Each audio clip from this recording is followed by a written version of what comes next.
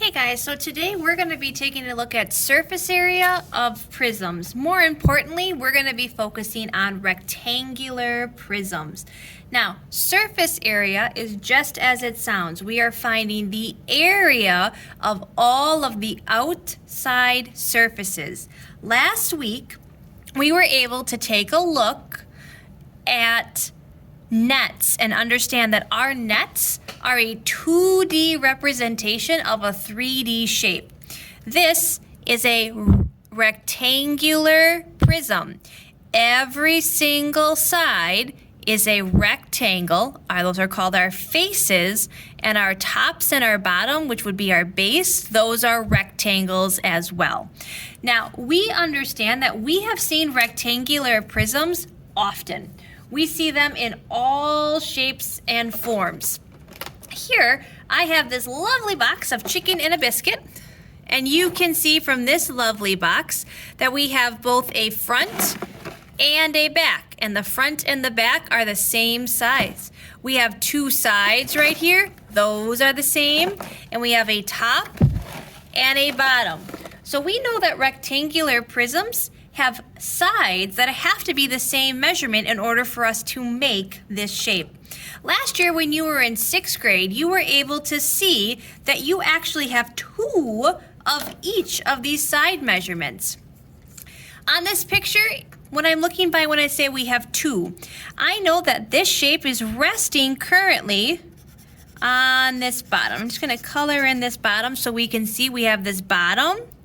And then we have this top, and I'm going to outline this top in green a little bit so we can see. And so when we're looking at those, we have two of these shapes. Now, surface area means that I need to figure out the area of every single one of these sides. If I count up my sides, I have a top and a bottom, so there's two. I have a front and a back, so there's another two. We're up to 4 now, and a left and a right. That now gives us 6 total sides. Surface area is all about being able to keep our information organized. So I have 2 sides, 2 sides, 2 sides. Some of your teachers last year may have called this the caterpillar method because it kind of looks like a little giant little caterpillar. Now we're finding the area. Since it's easy for us to see this base, and I know that the base and the top have to be the same, we're finding area. Remember, to find the area of a rectangle, we're taking our base times that height. Base being 12, height being 10. Some of you call this length and width. So I'm going to put in these pieces right here. 12 times 10.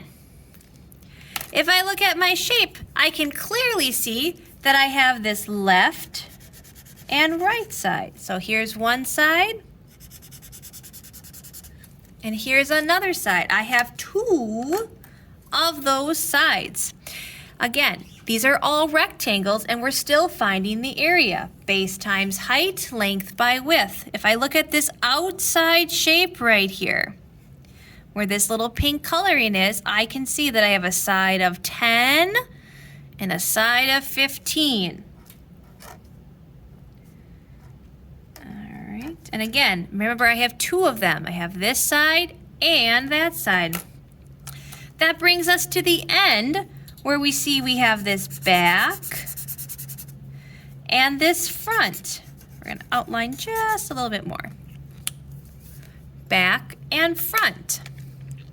This one gets a little bit harder to see, but I always use my pencil to go around and make sure. So I need to find, so I'm on the back side, so my marker's over here, so I see a side of 15, so that looks like my height, times, I need to go down the base, I gotta figure out what this marker is. I see if I'm going this way, I see that there's a 12 for that side. So we're gonna check. This is a 3D shape. It has 6 sides. 1, 2, 3, 4, 5, 6. I need to find the area of it, so I'm going to have to multiply these values together. So 12 times 10, I know is 120. I have 2 of those. That's 240. Again, this is why we have this nice calculator. I have 10 times 15, because we do inside first, is 150 times 2. That gives us that 300. Again, inside first, 15 times 12 times 2 gives us 360.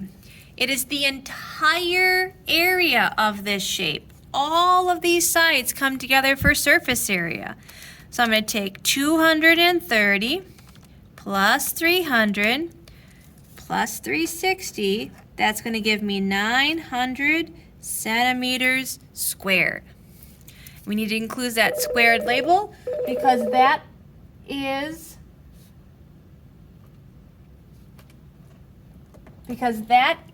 able to figure out what that we're finding area. Squared centimeters is area. Okay. So let's practice that same thinking on this rectangle down here. Again, understanding that when we're finding rectangles, we have opposite sides that are the same. Again, this is a rectangular prism because all of my faces, which sides are rectangle, we name it because of the base. So, I'm going to start off by noticing that I have a bottom and a top that are the same. Length times width, base times height, I got an 8 by 5. There's one of my sides. I'm now going to move around my shape.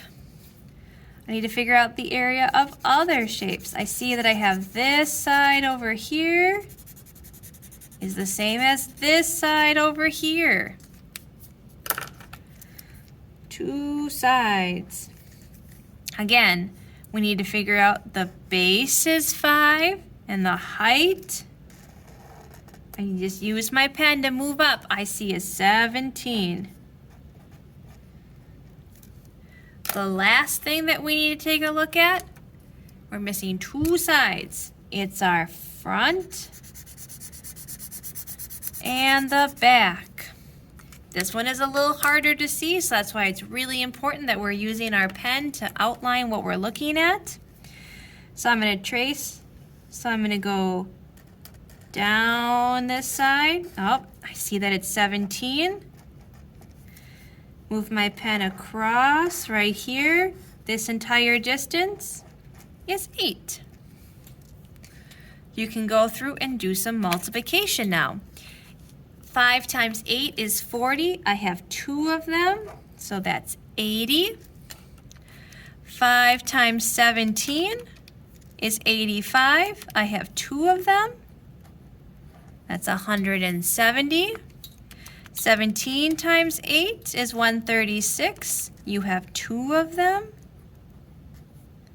That's 272. Remember, surface area is the entire area of everything. So you're going to add all of these values up.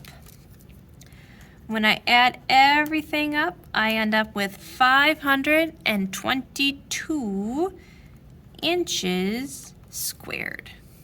Again, we use square inches because it is finding area. Remember that when we're finding surface area, we need to make sure that we have every single one of our sides accounted for.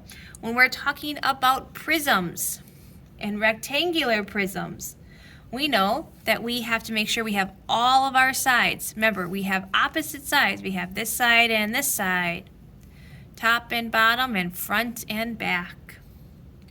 If you guys have questions, make sure you're checking in with your teachers. Sorry. Otherwise, you guys have a fantastic day and good luck on finding surface areas of rectangular prisms.